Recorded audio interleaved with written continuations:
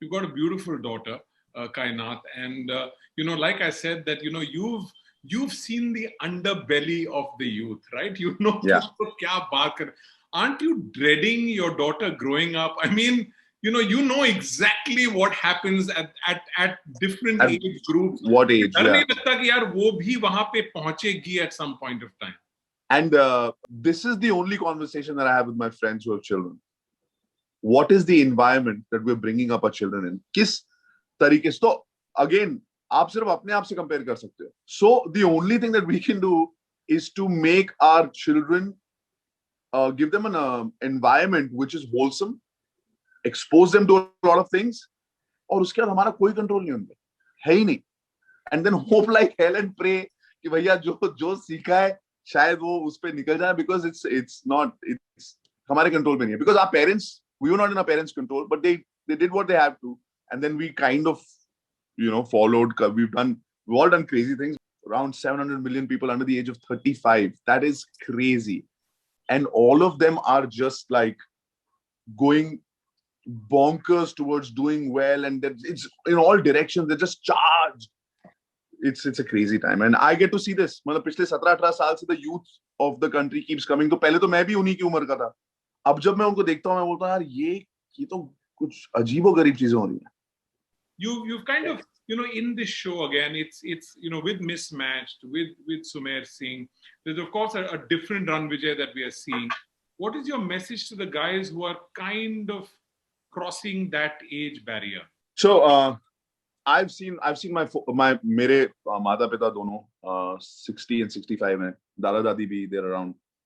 मैंने ये देखा है कि ये actually इंसान individual पे depend करता है कि वो कितना current रहना चाहते हैं. It's not an age, it's the personality of the person. मैं कुछ लोगों को जानता हूँ जो मेरी उम्र के ही हैं, 30s में अभी, लेकिन वो पिछड़े हुए हैं. जैसे अगर आप मिस्टर बच्चन को देखें, उनका एक ट्वीट नंबर्ड है. अगर वो करंट रह सकते हैं अपने बिजी शेड्यूल, बिजी लाइफ, अपना ख्याल, फैमिली लाइफ, तो हम कौन है?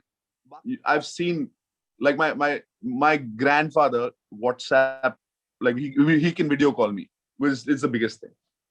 Who were your favorite singers from the 70s, 80s, and 90s? The first influence in my life, I was born in 83.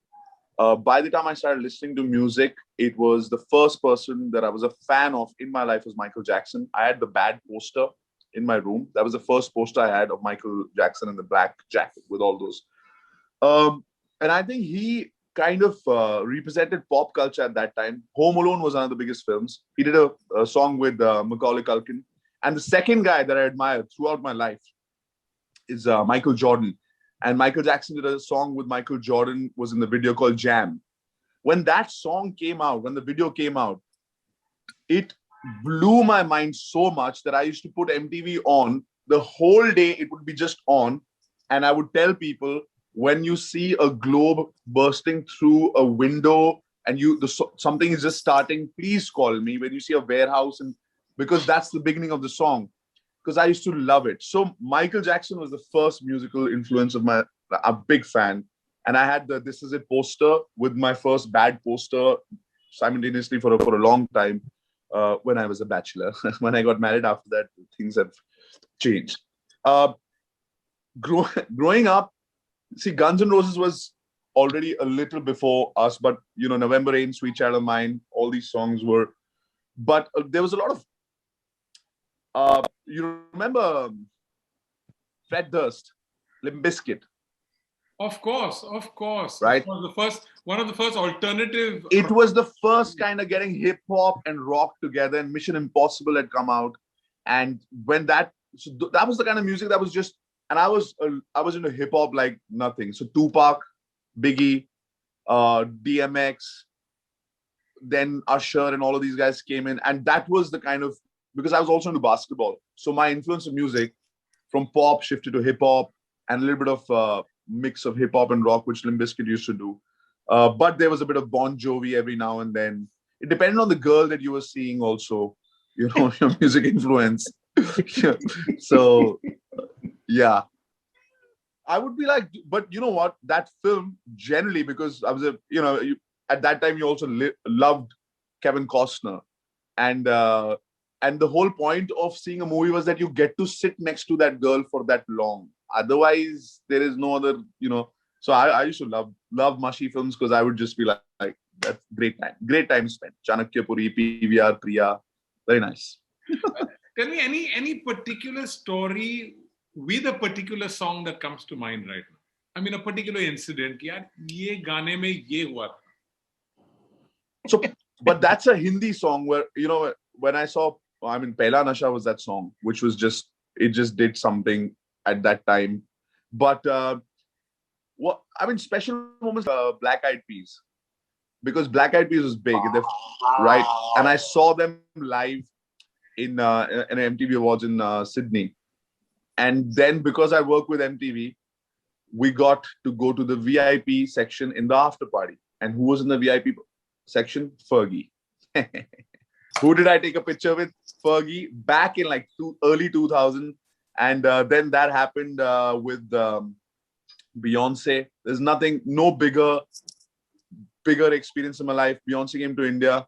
She performed live in India. Before that, because of that company, a few of us got to meet her in a room with like 5 other people. I got a picture with her. I met Beyonce. That moment I'm still a big Beyonce fan. I'm into hip hop, so because of that, there's a lot of crossover, and that was it. That I can't. There was no other musical moment that would trump meeting her. I think for me. That's true. Beyonce, gorgeous. I mean, as a person, and then of course as a singer. Absolutely. Wow, performer. Yeah. The way she dances, it was crazy to actually see that energy and non-stop singing, dancing, saas nahi chata. It was crazy. It was great.